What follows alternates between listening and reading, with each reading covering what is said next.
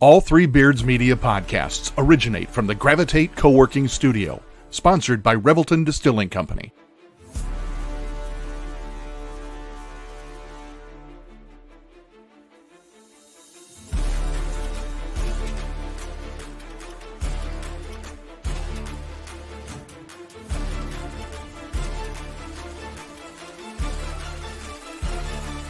Drop it.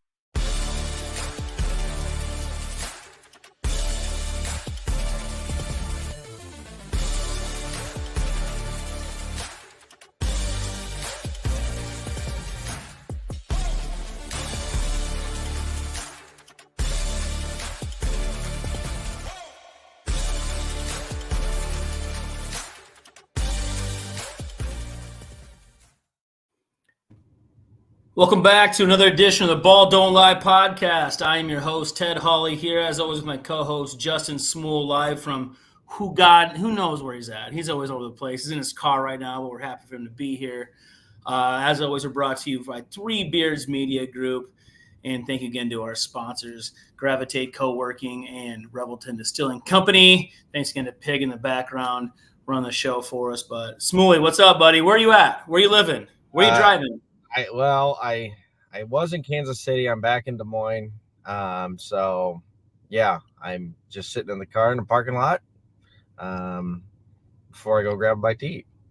The card game doesn't stop, does it? No, it's been go here the last few weeks. So well, that's good stuff. Just to recap last week a little bit, we both went 1-1 last weekend. We were both on the Lions. That was a hit.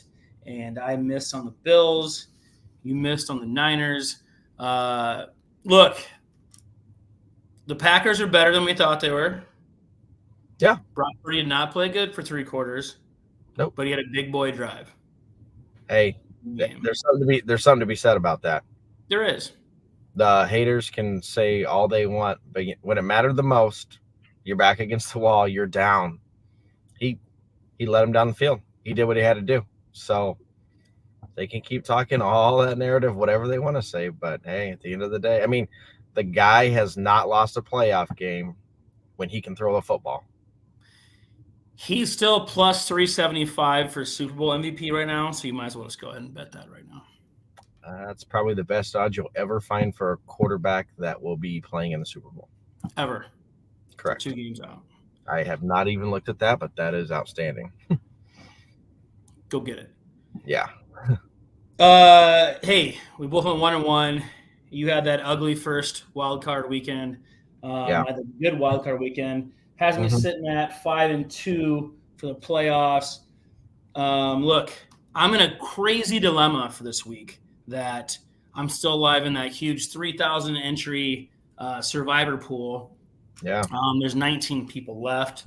So I joined forces with another guy from Polk City. He also has a pick. And we joined last week, so we're deciding what to do. We have no idea what to do this week. I kind of imagine that 14 to 15 picks out of 19 will be on the Niners. So we're down to 2 options. I would say more. Either we pick the same game to guarantee 1 pick in the Super Bowl, or we take both favorites and then with a bookie or gambling site, we hedge on the dogs for some side money this weekend too. Yeah, I mean, I think I don't think the Niners are losing. I really don't. It's kind of what my dad said. My dad said, just put both picks on the Niners. I'm like, oh, we're not going to do that. What's the point of doing that? But right. He thinks we're doing that too. Yeah, I do. I'm pretty confident in that. So I mean, yeah, I would actually agree with your dad there. I do like the Niners this week. I think. So if you like the Niners that much, you would say don't waste a pick on the Lions to make sure you get a pick. Go try to get 2 in and put it on the Ravens and maybe hedge just the Chiefs. Correct. I would 100%. I'd rather hedge it in the Super Bowl as opposed to this week. I would try to. My goal would be to try and get both in this week.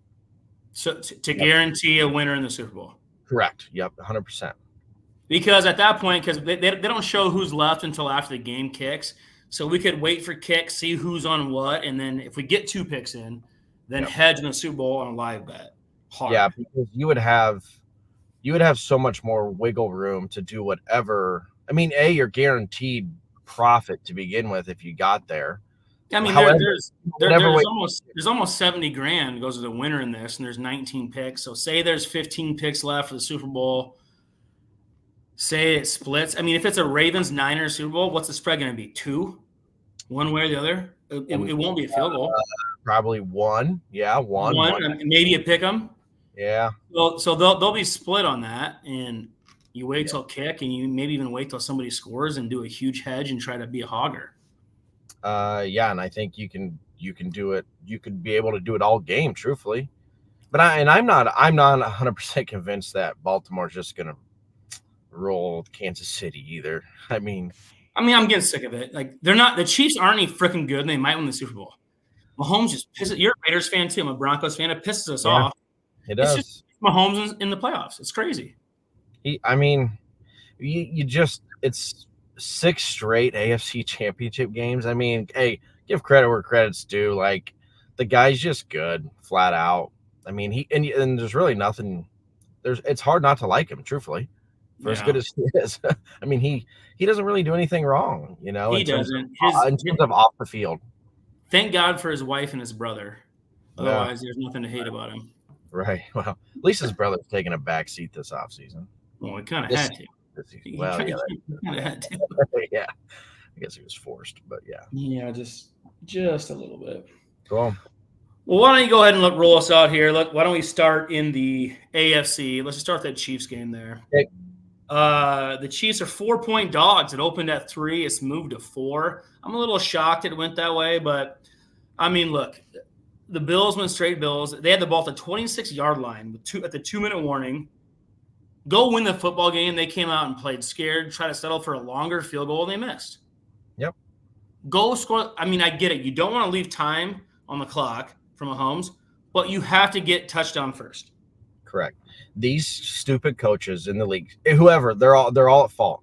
90% of these idiots have no idea what to do come clock management time at the end. They get so concerned about the timeout situation, which is so far overrated, and leaving timeout. Like, they're just go score. Yep. Go score. Don't change up the play call. Don't worry about all the other BS. If you go score, you just won the game. I mean, unlike most years with the Chiefs, this isn't the same old Chiefs on offense. They don't have the game breaker in Tyreek downhill too. It's a different team. Go score a touchdown and make them have to get a touchdown back. I thought it was a huge whiff on their part. They'll never have a chance like that again, probably. If you're ever going to give Mahomes, it was this year, and I just feel like that was a really big whiff. Especially at home. Especially at home, and Josh Allen's big cap hit starts next year. He was still kind of on that team-friendly deal this year. Good luck. It's going to really kick in next year. Yeah, they're. I mean, Gabe Davis, I know, is a free agent. I mean, they're gonna struggle, and that you're gonna see it. It's hard. I mean, you and I have talked about this a lot off to the side with what these quarterbacks get paid and how much it can really hit the team as a whole, and it puts that much more of an importance on every single draft pick when you have and don't get us wrong, Josh Allen's great, but at the same time, it's really, really tough in this league that's so balanced. You absolutely have to pay him. It's just the margin of error gets smaller when you're paying that much more to one person, and this was their year to go get it. It was kind of their last chance to go slap it before it gets even harder. It's not going to be easier next year for them. It's going to be harder.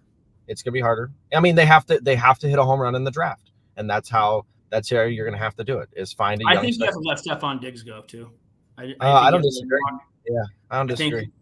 He's now a low end 1, high end 2, and he's going to want a lot of money. If you can move that contract, I think you should move it. There's a bunch of good receivers in this draft. So maybe if you can get a late 1 from somebody, take 2 receivers in the first round. Yeah, why not? Yeah. Why not? But you're talking about Mahomes with 6 straight conference championship games, but he didn't make one as a rookie, did he? No. Do you know anybody still in the playoffs that's made the conference championship every year he's been in the league, even as a rookie? Yeah, Brock Purdy. Oh, Brock Purdy, okay. So with all this hate and all this, you praise all these guys for one thing. People keep moving the goalposts. Like, all Mahomes does is make the conference championship game. It's like, well, Brock Purdy's in his second. So I say, yeah, all he's done in games that he can physically throw a pass in the playoffs, he's won every one. He's won every one. Every one of them. So, Yeah, exactly.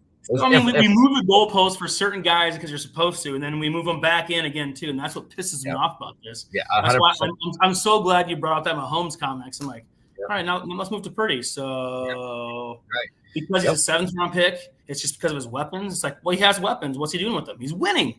He's winning with them. Yeah, correct. Doing what you're supposed to do. What you're supposed to do. Yep. So, I mean, in regards to the game, I'm not playing this game. I'm not playing this game. I think I'm going to look live. I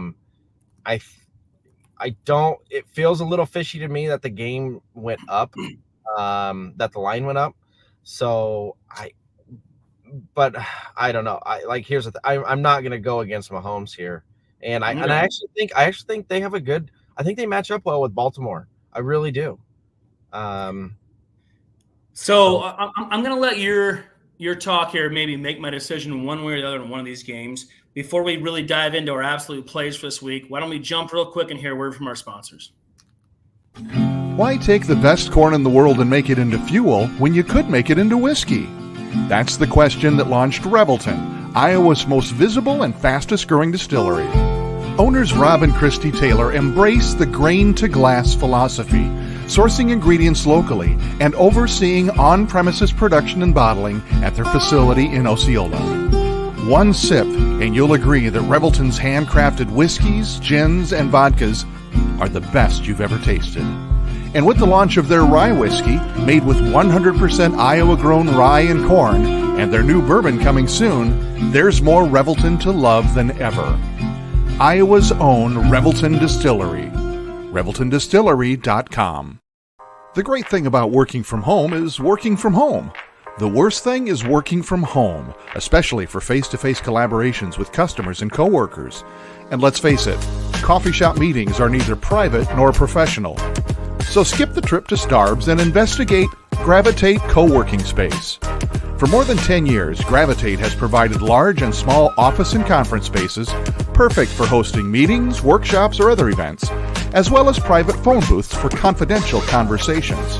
Plus, all spaces include secure fiber internet, free coffee, and access to a kitchenette. All you need is your laptop. Gravitate does the rest. And renting space at Gravitate is surprisingly affordable. An hour of office space costs about the same as venti caramel macchiatos and breakfast sandwiches for two. Daily and monthly rates are also available with no long-term commitment. Learn more at gravitatecoworking.com. That's gravitatecoworking.com. Welcome back again to the Ball Don't Lie podcast. It is Conference Championship Week. I'm Ted Hawley here, joined as always with Justin Smool. Thank you again to Three Beards Media for having us and our sponsors. Our fearless leader, Chris Shipley, said, you know you're a degenerate when you're recording a gambling podcast from your car. I will do him one better and say, since we started the year with him into now, he gives way more gambling picks on all his little side. On all his little side, he loves the player prop. So he's a player prop fiend. Yes, he's all in. He just getting started. He has no idea how much he's in over his head now. He's never coming back either. He should have stayed away. He never came in. He's screwed now. Yep. Yeah, it'll change you forever. Welcome to the Thunderdome, baby. Yep. Well, I'm gonna reluctantly make two plays in this game. Okay. But I'm all over the board. Okay. I'll let you start. Do you have a confident play to make your card for this week? Yeah. Okay. So I know we're staying with. I'm gonna take the under in the Ravens game, in the Ravens Chiefs. So I am making two. I really didn't want to make a play in this, but just because we have the two, this is what I'm doing. I didn't like the line, so I'm going to make it under 44.5. I just think both defenses are really solid here. I don't think you're going to see. They might be the best two defenses in the league. Yeah, I don't believe you're going to see a big play to break things open. I think if you do have a scoring drive, that's okay, but it could be one of those 10 to 12 plays, 7-8 minute type of situation, right? Limit the possessions. So it feels like a kind of similar to last week. Whoever has the ball last probably wins the game, in my opinion. But I'll take the under 44.5. with the Ravens Chiefs. And I'm horrible at these for those who are listening. Yeah, I'm shocked you're doing it. And this is it's a great play for you, man. Here's another tidbit for listeners, too. I heard this week that the Chiefs in their last 7 playoff games have scored points on their first drive of the game. On their opening drive, when they touch the football, they've scored points on their first drive of the game. You can bet that on all the apps, too. Yep. So, maybe they'll break it this game on that, too, but I'm going to be playing that line, too. I'm not sure what it is. I should look it up for the game, but I heard that this week. The last 7 playoff games, points were scored. So it's a field goal or a touchdown. Okay. I'm going to I think the Ravens are going to win the game. Okay. But I'm going to take the points of the Chiefs. I'm going to take the 4. Like you said, I think it's who has the ball last. Like, I see the Ravens winning by 3. Like, a tied game, and whoever has the ball last, or the Ravens have the ball down 4 with 2 minutes to go, 3 minutes to go win the game type deal. I think it's an even game. So because of that, I'm going to take the points. Okay. For that reason alone. But I'm also going to do a money line parlay with both favorites, the Niners and the Ravens, minus 109. So you're getting a little less than the juice to play those two together. So I'm going to make that official. I'm going to make that also an official play for me. The Ravens and the Niners money line parlay, minus 109. Yeah, I kind of like that actually. Yeah. Yeah, I do like that. I'll probably tell you there. Yeah, I'm gonna lay it with San Fran here. That's the one I like the most this weekend. Detroit's a great story. What they've done is, props to them. But I think the Niners, too many people. I think the conditions played a bigger factor than what people are refusing to talk about or believe last week. So the Lions. Brock Purdy absolutely has a kryptonite. It is a wet football. He does have smaller hands. Hands, yep. So when the ball is wet from snow or especially rain when it's coming down, they can't get it wiped off.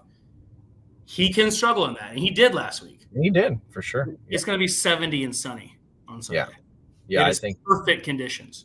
Correct. Another stat I heard this week, which I feel like is interesting. So if you've watched the Lions this year, they've actually been kind of a Jekyll and Hyde team home and away. This is the second game since don't hold me trick to the date, but I want to say since October 26th that they've played outdoors. Think about that. Well, I know what Goff's record is, not at home and not in a dome. It's really bad. Yeah. I mean, it's like, he is like a all-time Hall of Fame quarterback in a dome, and right. Not a dome. Yeah. They've played, because like their away games so far have been in domes. Like I think they played at Dallas, and obviously at Minnesota in the home field, there's a dome. They've obviously played at home. I mean, it's crazy how many games. Maybe they've played at Atlanta too in that stretch. I don't recall, but it was wild. I went back and looked. I'm like, oh my gosh, it's correct. Like, because the early away games they got out of the way, like at Packers and stuff like that. So, but look, they're really good at defending the run. They are. So, and then that's where Aaron Glenn did a good job this year, the defensive coordinator for the Lions, is they were really bad on both sides of the ball last year. And he does not have the personnel to be great all around. So they committed this offseason this year, like, we're going to stop the run. You can throw on us, but you're not going to control line of scrimmage and run on us. And they're good at that. But you're going against the best scheming run guy ever, I think, in the history of the game, maybe even besides his dad, in Shanahan. He learned from his dad. They can get you in all kinds of pockets and get outside. They don't have to run the ball at the middle. They run the ball and you move it, and they can get out on screens and quick passes and stuff too. They're the hardest team to scheme against that, so they can make you more average against the run. But Detroit's secondary is so bad.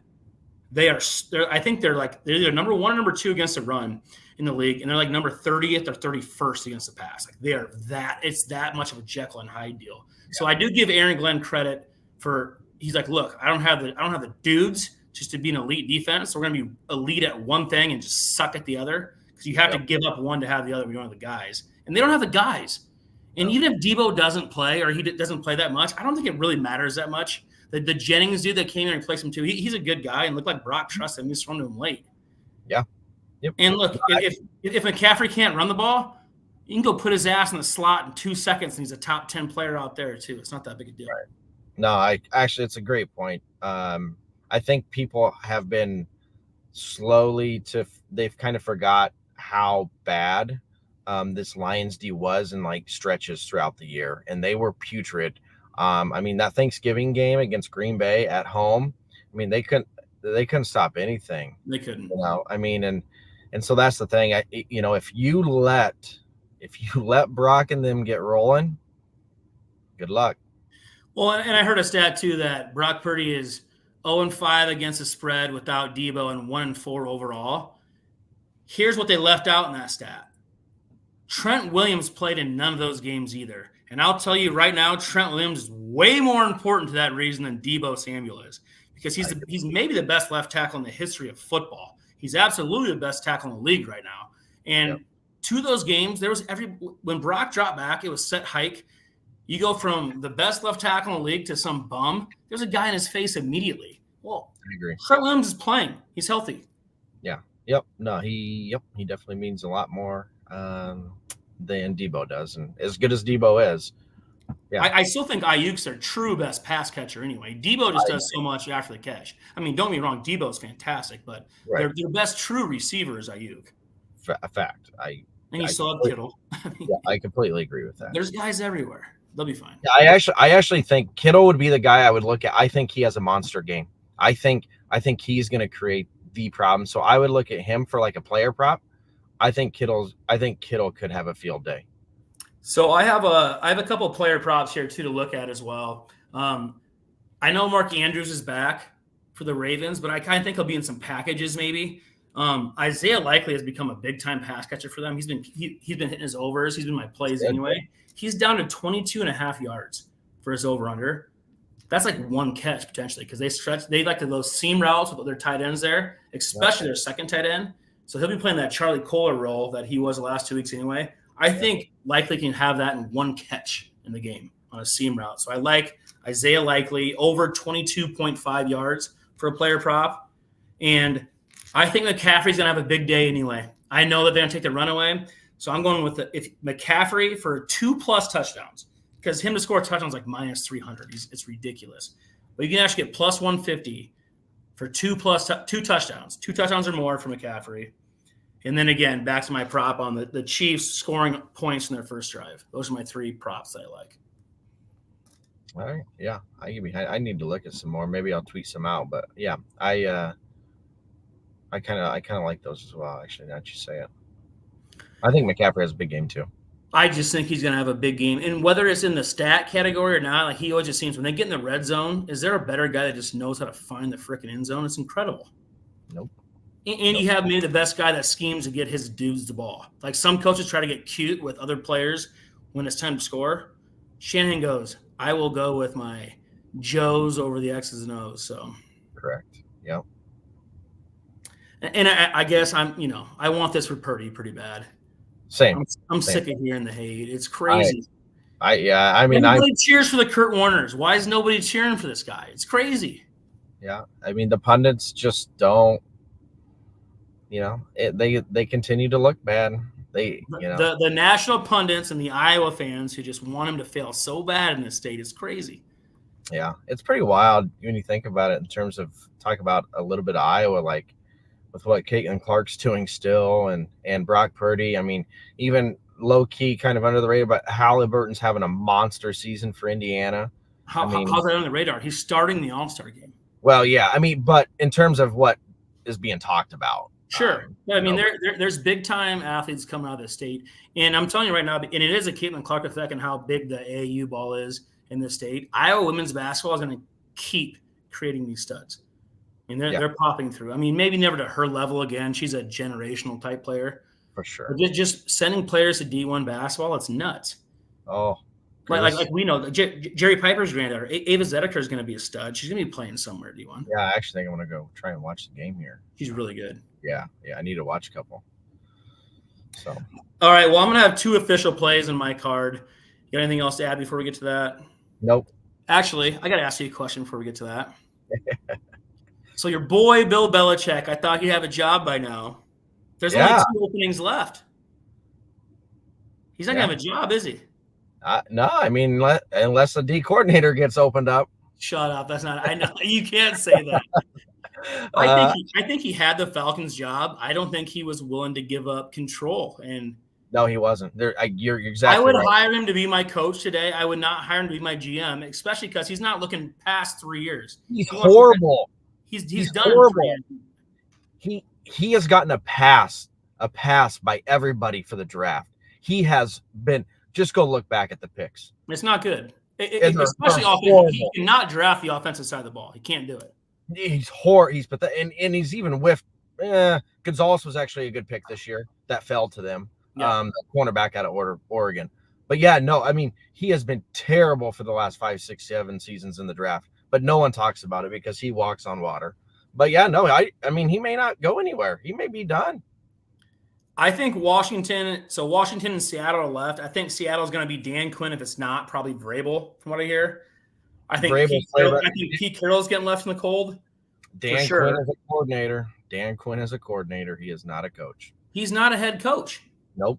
I mean, Vrabel would be a great hire for Seattle. How do you get rid of an all-time defensive coach that's done so much for your franchise like Pete Carroll, and then bring in Dan Quinn, who had the greatest Super Bowl collapse ever as a head coach, and look what he just did in the playoffs with that great defense. Yeah. Against the 7-seed Packers. How do you sell that? You can't. But the NFL is notorious. Guys fail upwards. This is what drives me nuts about this. Cliff Kingsbury. Yeah. They fail upward. Well, I think he's actually would be a good coordinator. He's a good coordinator. He's not a head coach. Correct. Yes, I would agree. There's just certain guys that need to know their roles. And, obviously, Shane Steichen deserves to be a head coach. Well, look at you know what Gannon did with the Cardinals this year, so the Eagles had 2 amazing coordinators last year and went to the Super Bowl. Correct. And now look what happened. I think your 2 best coaches on the team were your coordinators. That kind of hid your head coach's deficiencies, and it's being seen now. It is correct. Yep. And they don't come through that often, right? Like Ben Johnson's name's getting thrown out. I think Ben Johnson has a Washington job. I mean, I think that's why. I think so too. I think their backup plan's Belichick. Yeah. Good. I do. I really do think their backup plan is Belichick. It probably is. You're actually probably right. That would be the worst thing they could ever do. I think it's a done deal with him in Washington, and I think with Seattle, something's going to be Quinn. If it's not, I bet it's Vrabel. Yeah, Quinn would be a horrible hire. I mean, he would be terrible. How do you not hire someone like Vrabel? I don't understand that. Why did Tennessee get rid of Vrabel? Well, yeah, I don't.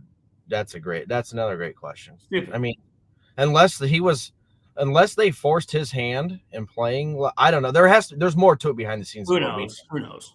Yeah, but yeah. All right. Poor Bill. We can talk about Drew Shipley. We're talking about Ben Johnson, the Commanders, a done deal. Bill, hey, we just talked about without even reading his comment. We just answered his question already. Yeah, I think that one of those 2 guys will be your head coach next year. I think the Commanders are in a better spot than the Bears or whoever picks first this year, because whoever picks first is going to take Caleb Williams in the draft, and Drake May is. I know you're a Jaden Daniels guy. I am. He's my second favorite quarterback in this draft, and Caleb's third. I think Drake May is going to be the guy. I think Jaden Daniels is second. Yep. I think the mistake is going to be made with Caleb Williams as the number 1 pick, and whoever gets those other 2 guys are going to love it way more. So that's why I like Washington, because they're going to be taken away from making that. Whether they take Daniels or May, take May. You get an offensive coordinator brain like Ben Johnson, who seems to be this elite talent doing that. Yep. You have all your cap space by trading those 2 DNs this year and all these picks coming up. I think Washington is actually in a great spot. Yeah, it's funny. I was talking to a buddy the other day. I mean, this would be a pod for about 6-7 months down the road. But every year in the NFL, it's hard to imagine. But there's teams that go from worst to first in the division. Every year. And if Washington doesn't screw up, then they would be, my opinion, they would be prime of that team to go from worst to first. Well, yeah, they would. Yeah, because the Giants did go over them. So, yeah. I'll do one better. In all the time you see these teams go from not playoffs to the Super Bowl, give me your – we'll end it here because we'll do a separate podcast for the draft. Yeah. Give me your team. Give me one team in each division in the NFC and the AFC Yep. that did not make the playoffs this year that could be in the Super Bowl next year. Give me one team in each league. One team. Okay. I'm going to go with the Bengals just because I feel about Joe Burrow. Did not make. Yeah, I mean, they seem pretty. They're logical for the AFC. Let's see. Not make the playoffs. I'm trying to think. Colt. Oh no, they made the playoffs. Shit. No, they didn't. No, they missed. Oh, you're right. Colts are my pick. I think Richardson's the real deal. I think he might be too. That's actually a good pick. I will go with the. Yeah, they didn't make it, was it? I'll go with the Vikings only if they get Kirk back and they can fix him because I like what they do defensively now with Flores. If they can add a piece or two offensively, I'll go with the Vikings in the NFC. Okay, I like that a lot. You and I are big Kirk guys anyway, so NFC. I'll go someone. I want to go different than you, but I love that pick. That didn't make it. Let me think. Who else do we got? Gee. I mean, if the Falcons bring in like a Kirk Cousins or a Justin Fields or somebody with that defense, and they got a new coach, the South's bad. Can see that maybe. Washington gets no. They're not Super Bowl contender though. That's the problem. The NFC is just it's pretty weak as you get down there. I think it's the Vikings or nothing. Yeah. Yeah. Or my boy Kyler. Get hot.